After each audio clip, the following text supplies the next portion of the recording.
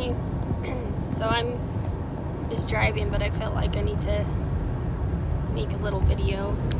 And I'm going to put the phone down. But,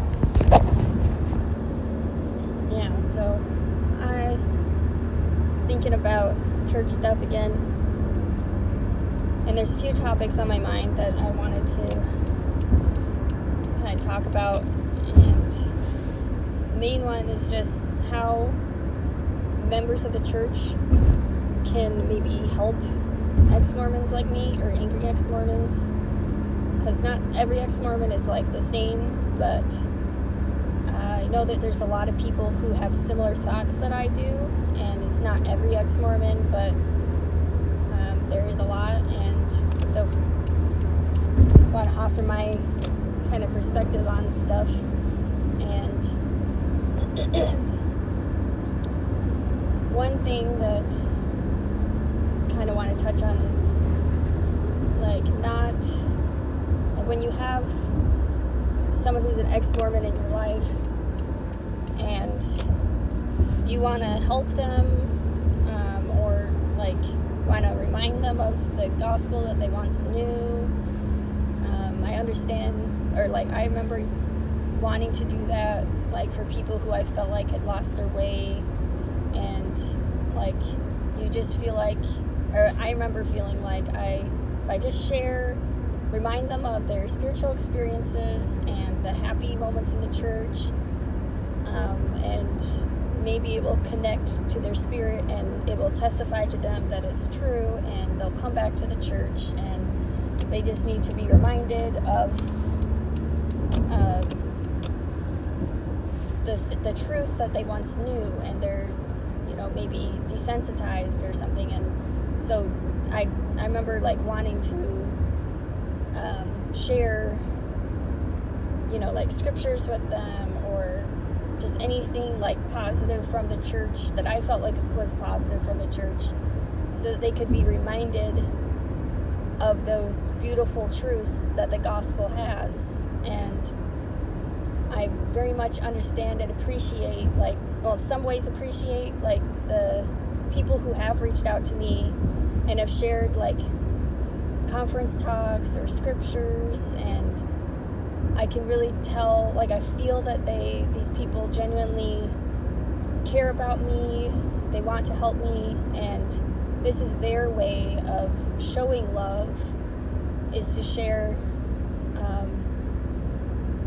the gospel truths, and wanting to help me like reconnect with that and the positive experiences from church to help like my spirit be happy or whatever. And so in some ways, like I appreciate the sentiment behind people who have sent me these things, and I know for them, like these things are very beautiful truths and have blessed their lives, and like you want to share things with people, things that have helped you, and you want to share that with other people.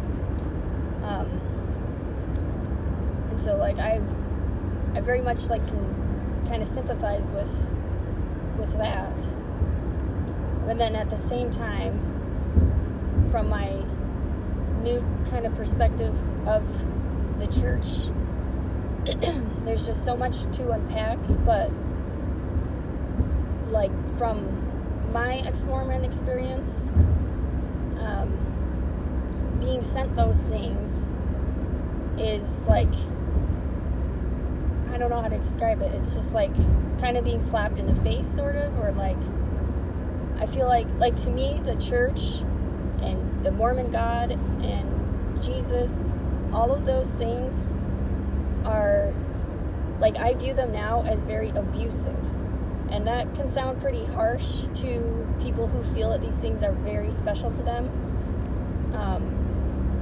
But I'm just trying to help people maybe understand, like, if you think about it from that, like, pretend that the church is abusive in these ex-Mormons' lives. How would you kind of treat that knowing that information. Like, being sent, like, I've just left this abusive thing in my life, and then people are trying to help me by sending me more things about these abusers in my life. And it really just, like, it makes me, like, more angry, more frustrated, feel more abused. It just reminds me of everything that I don't like about the church now. And so it's really hard, like, and if you can't really understand, it's hard to understand, like, if you are Mormon and you're trying to understand this, like, it might be your natural response is to kind of, like, I feel like, put up some walls, or I don't know, like, but if you think about this from, like, for example, an LDS member, imagine that's with, like, the Warren Jeffs clan. If somebody just left Warren Jeffs group, they've been abused by him sexually, emotionally, and they finally had the courage to leave, and now, like, their whole family doesn't talk to them. You know, they have a lot more tough time, I think, leaving their religion. But just imagine, like, you know, this person has left the Warren Jeffs group that they grew up in, and they were once happy in that Warren Jeffs group. They felt peace and hope and happiness, and they loved and adored Warren Jeffs and the prophecies that he gave, and probably had a pretty okay childhood, until maybe, you know, like, they had to get married off, or just, like, you know, other things started happening to make them realize that the Warren Jeffs group is not a good situation for them, and that it's actually really abusive towards them. And maybe they didn't realize growing up how abusive and manipulative that group was for them, but now they've, you know, they've left. And now imagine somebody comes, you know, from that group, and they're like, here, look at this latest prophecy from Warren Jeffs. Isn't it wonderful? Don't you remember the good, the wonderful peace and happiness you felt while you were listening to Warren Jeffs? Isn't he great? I know he's, you know, if you listen to him, he's going to help you in your life, and, you know, like, you know, just things like that. And that is just, like, reminding them of that abuse, and just, it's such an icky feeling having other people think that that's what's supposed to help you, or, like, it's just so messed. I don't know. That's an analogy that I feel very similar to in my experience, and people sharing, like, scriptures and things with me. It just feels, like, icky, and, like, I'm, like, it reminds me of how I've been abused as a child, emotionally, spiritually, and just, so being shared those things, it's like, you could also relate it to a relationship. Like, you've had a relationship with someone and you leave them, and then all of your friends and family are like, and you left them for good reasons, like, you're being harmed by them, and you just don't like them anymore, but all these people around you are encouraging you to go back into this abusive relationship, and, like, it's just not good, and it's hard to, and I understand, like I said at the beginning, I understand why people send those scriptures, and they mean well, but it's very much, like, for me, like, not received in a good light at all. Like, it bubbles up all my emotions, frustrations, everything, and it's really hard for me to just not rip apart the person who just sent me that, who just sent me a scripture or whatever. Like, it is very hard to know how to respond, because I have sympathy for why they're sending those things, and I know it comes from a good place, but it just feels like it's adding to the abuse that I feel like the church has done to me. And I know some people just like will not understand this video at all, and that makes sense too, and it's just frustrating. But because our brains, when you're in the church, I feel like when you're in any belief system, really, we want to hold on to our beliefs and not feel like they're an abusive belief. Like when I was in the church, I didn't feel like the church was abusive, and so it's just really hard to like see someone else's perspective. Just believe my experience, please. Like, for me, the church is abusive, and you don't have to understand all of the reasons for that, but just that's how I feel. And so if you realize that that's how I feel, then try to treat me like that, and be very sensitive with any type of like preaching that you want to do towards me, because I'm probably going to view it in like an abusive way. And even though it's just, yeah, it's something, very special to you, it's not abusive at all in your life, and like I understand that, but like, yeah, you just have to, I don't know, just treat me like as if the church is an abuser in my life. And another thing is like, if the church is an abuser in my life, how else would you treat someone who has left that? Like, it's really hard to leave an abusive relationship, because, and I also feel like the church is kind of like a narcissist, and like, I worshipped the church and Jesus and God, and so leaving that, it's really hard, because like I once saw this as an amazing thing in my life, and like now it's just, I can see more facets to it, and it's just very shocking to me what all I went through. And if you talk to anyone that's left some like abusive relationship, it's like a lot of them they don't leave those relationships even though they're the bad for them, because it's just so hard to leave them. And like, it's like kind of similar to that. And another thing I wanted to talk about is like why it's hard for me. Like, I have many good Christians in my life that I have been concerned about me not believing in God anymore. And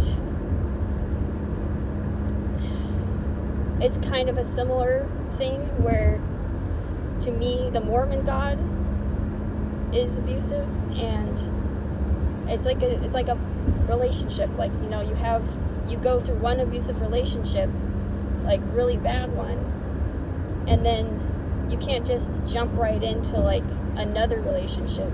I feel like, I've never been like divorced and all that, but I can imagine a lot of people who get divorced don't jump right back into dating. Like, it's probably, they're very rattled from this relationship that they just went through, and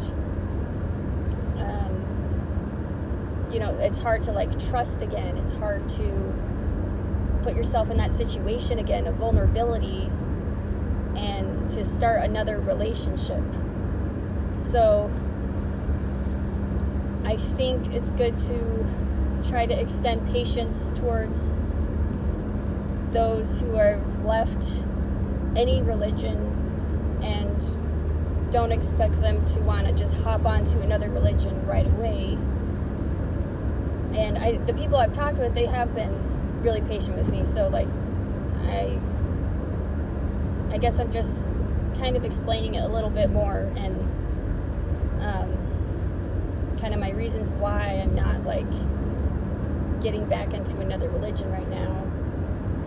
And I think for me, like, there's a lot of trauma behind like trying to pray or to believe in something again. Like,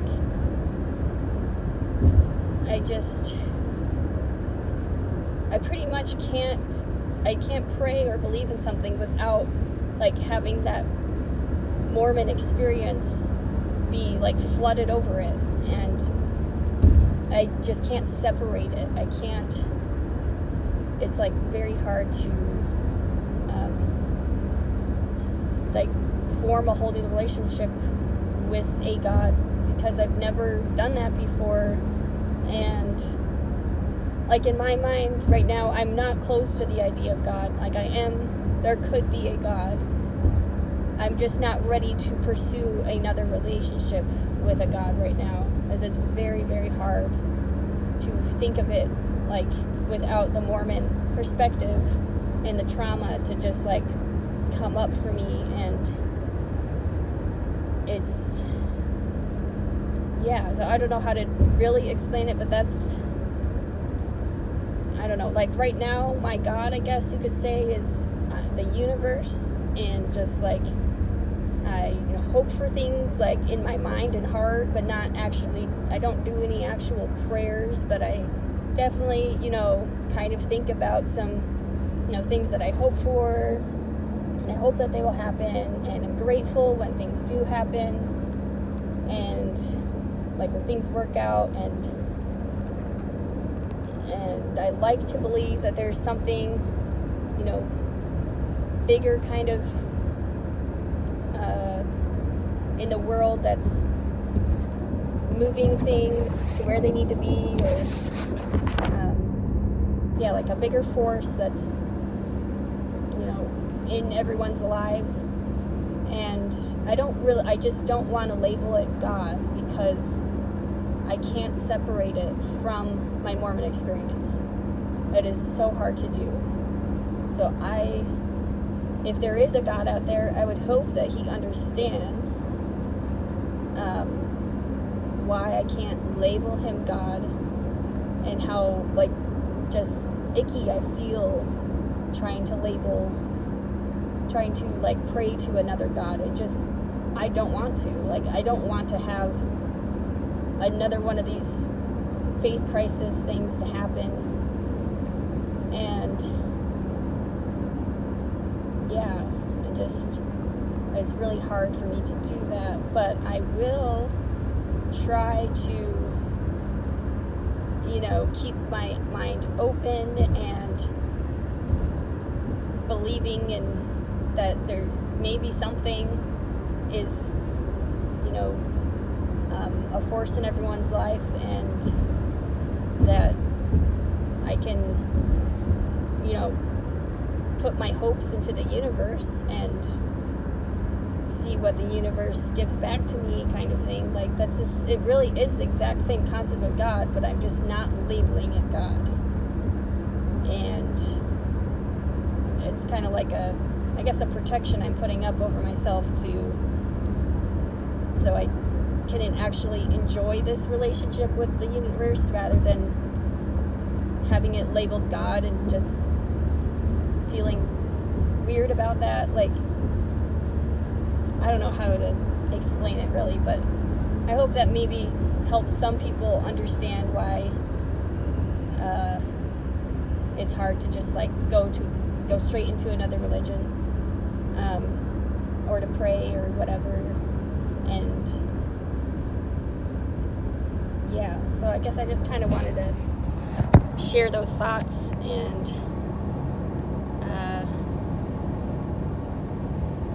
and maybe none of this makes sense to anyone that's watching it, but I'd love to just talk with anyone who really wants to talk even deeper about this stuff. If you really want to understand. I feel understood most when someone takes time to have a conversation with me, or to read my blog, or watch all my videos, and taking that time, you really are wanting to understand, and not just simply, I don't know, like I feel like people just are like, here's the scripture, hope you're doing well, or and it doesn't feel like they really care. Like, it kind of feels like they care, but not in a deep way. And I appreciate anyone who actually takes time and being curious. Like, if you want to help someone who's an ex-Mormon in your life, be curious and ask them, why did they leave the church? Some people don't want to talk about it, but I know a lot of ex-Mormons are just appalled by the silence, that members do not ask them why they've left the church. And that opens up a whole new communication, and it's just members, I think, are honestly scared to ask that question. And like, I don't know, but if you really want to like connect with someone who's an ex-Mormon and try to like help them or understand them so that they feel more loved, then you need to be curious about them. Ask them why they've left. And that will do a lot, I think, if people just were brave enough to ask people. Like, ask yourself, like, have you actually asked straight, point forward, why somebody has left the church? Have you done that to any ex-Mormon in your life? And I wonder if that answer is probably no for a lot of people, but maybe I'm wrong. I know not a lot of people have asked me why they've left, and even though I've, explained it in videos in my blog, like, when I know that somebody is curious of why I've left, then I feel like they actually care, and I feel loved. I feel like somebody wants to understand me when I feel so alienated as an ex-Mormon. So having somebody just ask me in a conversation like that, like, takes down a wall that I feel like I have up against members, kind of, just because I just don't feel the love and the care. And it's just that they're conditioned to kind of respond the way that they respond. But anyway, so I also want to just kind of share that. And so these are just, I guess, little tips for how to like talk with ex-Mormons in your life. And I know there's lots of different types of ex-Mormons, but for people who are like me, angry and outspoken, I feel like they have a similar experience and perspective that I've just shared. So thank you for listening, if you've taken the time to, and I'll probably make more videos later. Bye.